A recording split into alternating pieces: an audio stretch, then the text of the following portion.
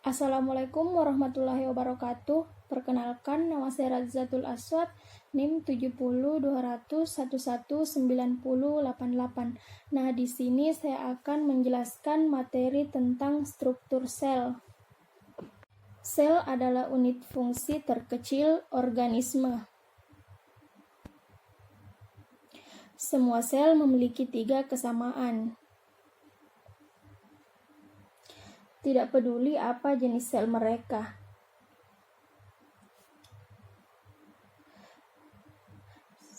Semua sel memiliki membran sel yang memisahkan dalam sel dari lingkungannya.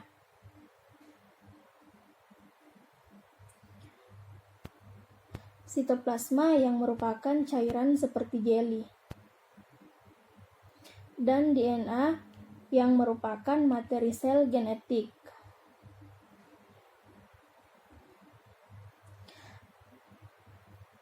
Ada 2 kategori besar sel.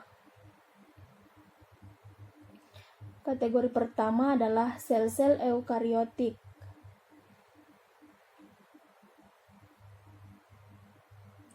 Mereka memiliki organel-organel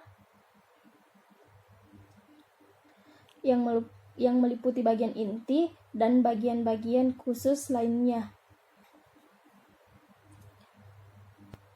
Sel eukariotik adalah sel yang lebih kompleks,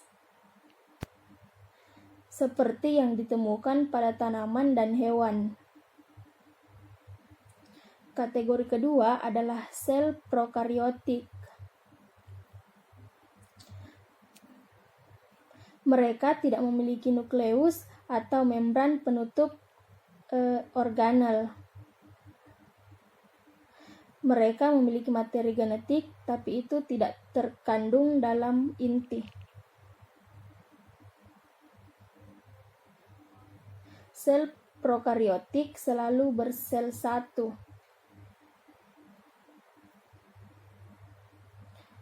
Atau organisme uniselular seperti bakteri. Jadi, apa itu organel? Organel berarti organ kecil.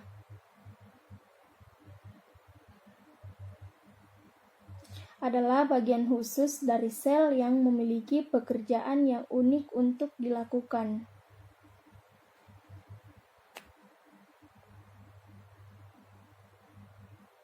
Mari kita mulai dengan inti, yaitu pusat kontrol sel.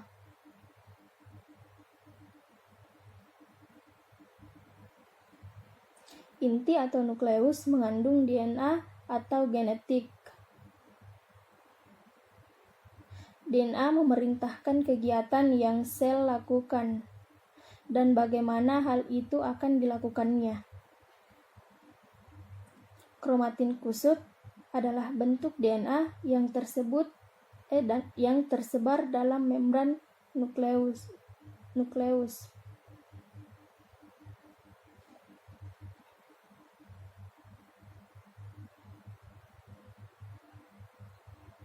Ketika sel siap untuk membelah, DNA memadat menjadi struktur yang dikenal sebagai kromosom.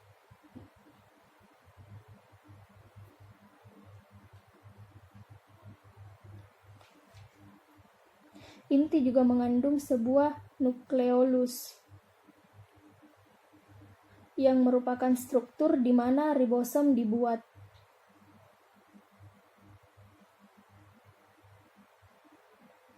Setelah ribosom meninggalkan inti, mereka akan memiliki tugas penting mensintesis atau membuat protein. Di luar inti, ribosom dan sisa organel melayang di sitoplasma yang merupakan cairan substansi seperti jeli.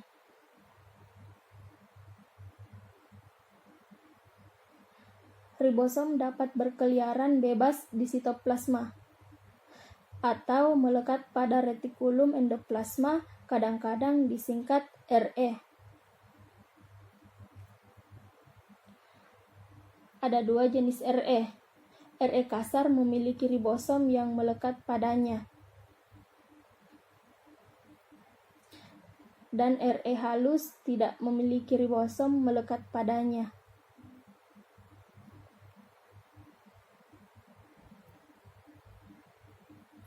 Retikulum endoplasma adalah membran tertutup untuk mengangkut bahan.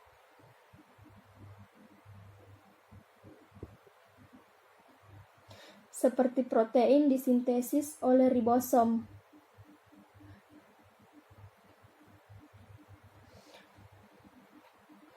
Protein dan bahan lainnya muncul dari retikulum endoplasma melalui vesikula kecil, di mana aparatus Golgi, kadang-kadang disebut badan Golgi, menerima mereka.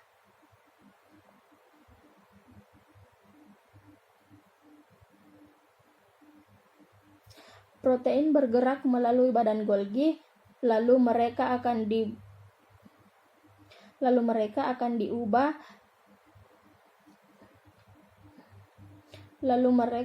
diubah menjadi bentuk yang dapat digunakan oleh sel. Badan Golgi ini melakukannya dengan melipat protein menjadi bentuk yang dapat digunakan.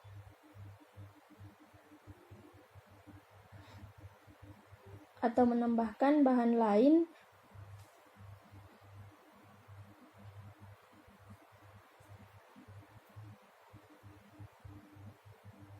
seperti lipid atau karbohidrat.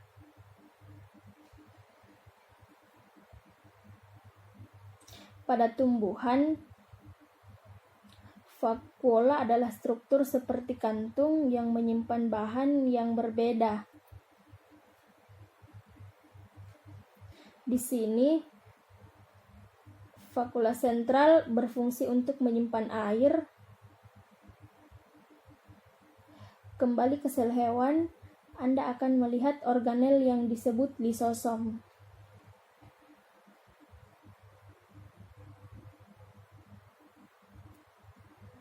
Lisosom adalah pengumpul sampah yang mengambil bagian sel yang rusak.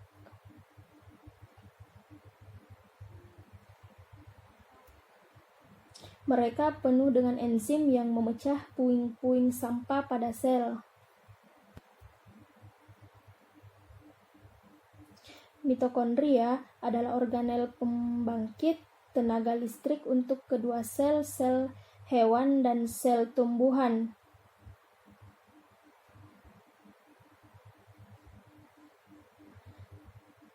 Selama proses yang disebut respirasi seluler, mitokondria membuat molekul ATP yang menyediakan energi untuk semua kegiatan sel. Sel-sel yang membutuhkan lebih banyak energi memiliki lebih banyak mitokondria.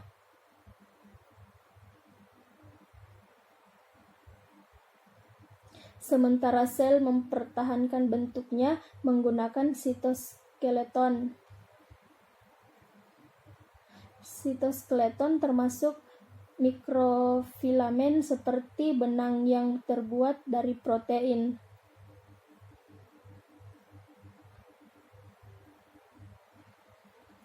Dan mikrotubulus yang merupakan tabung tipis berongga. Beberapa organisme, seperti tumbuhan yang fotoautotropik, berarti mereka menangkap sinar matahari untuk energi. Sel tumbuhan memiliki organel yang disebut kloroplas. Kloroplas adalah tempat di mana terjadinya fotosintesis. Ini berwarna hijau karena memiliki pigmen hijau yang disebut klorofil.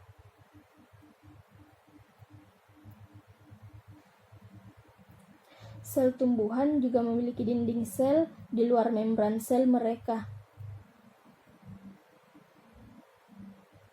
Sebagai pendukung bentuk dan melindungi sel tanaman, sel hewan tidak pernah memiliki dinding sel. Ada banyak struktur unik lainnya yang hanya beberapa sel miliki. dapat dilihat sebagai berikut.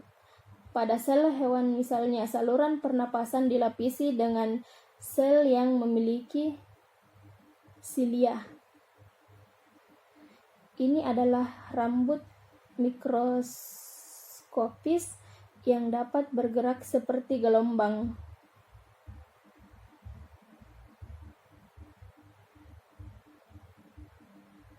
Fitur ini membantu perangkap untuk menghirup partikel di udara dan mengeluarkan mereka ketika Anda batuk.